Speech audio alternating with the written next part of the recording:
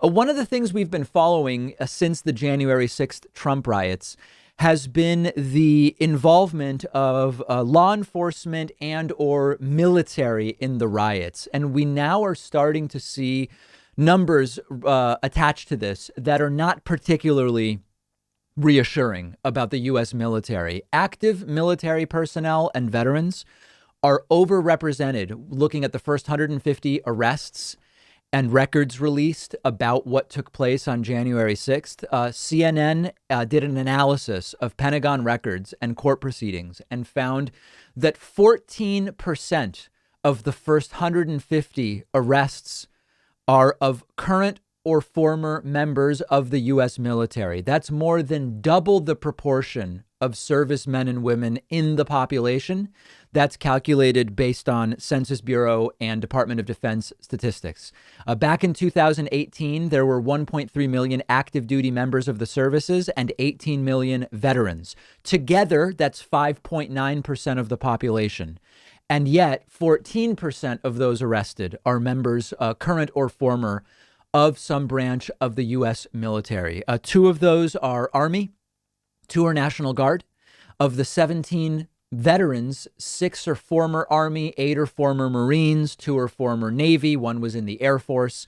At least 1 served in Vietnam. Others tended to be deployed to Afghanistan and Iraq, which makes sense from the standpoint of age. At least 1 earned a Purple Heart, discharged at a variety of ranks, and included officers as well, a captain and a lieutenant colonel. So there's a few different issues here. First of all, just from like a very abstract historical standpoint, if you're at all familiar with Roman history, there's sort of like a classic Roman historical idea of disgruntled soldiers supporting their leader, their emperor, for a coup attempt. And so I don't know that we need to go the whole sort of poetic route with this or historical analogies, but they are certainly there, and it's not an unprecedented thing. One question I have is this particular study from Pentagon data done by CNN is military, current and former. If we were to say military and law enforcement, I wonder where the number goes to from 14%. That's one question. But this is a well-known sort of historical element that repeats itself. And to be very clear, this isn't about saying troops are bad as people in principle. There are, I mean, listen, you can even say that these are victims, right? If you understand the idea that there is a massive adaptation problem for people post-military service. This seems to be more of a vulnerability. When we talk to, I mean, I'm not making an analogy here between white supremacists and former members of the military, but what I do think is important to understand is that after traumatic experiences or during them, people become vulnerable to really bad ideas and to be sucked in by cults. And every former white supremacist we've talked to, every former KKK person we've talked to has told us essentially the same story about they were in a vulnerable place.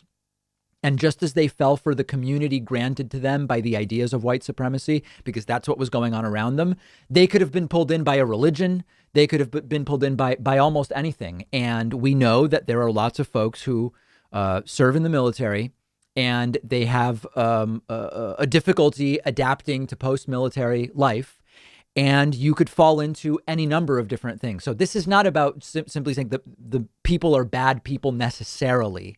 But there might be some explanation here as to why the Trumpers thought that if they do the insurrection and they try to steal the election for Trump, that maybe the military would stand down. Is it possible because they themselves, as members of the military, current or former, thought that maybe that's something that would happen, that maybe the military would join them in the insurrection? I don't know. I'm thinking out loud here, but the numbers are certainly stunning. You know, more than a 2x representation relative to the population of current and former military. And you tell me whether this is too cynical. Is it conceivable that they may have been targeted on social media? I mean, we know at this point the degree to which campaigns can be targeted to folks so narrowly on social media. Is it possible, and I'm merely saying it's something to look into, that there were campaigns, awareness campaigns about the riotous insurrection planned for January 6th that were targeted to folks who, for example, listed in their likes U.S. Marines, U.S. Navy, Air Force, or that listed in current or former occupations, military. It certainly can be done as far as the technology is concerned. So then it just becomes a question as to whether there was the volition and the awareness to do it. We don't yet know all the answers, but the early numbers certainly are concerning, if nothing else.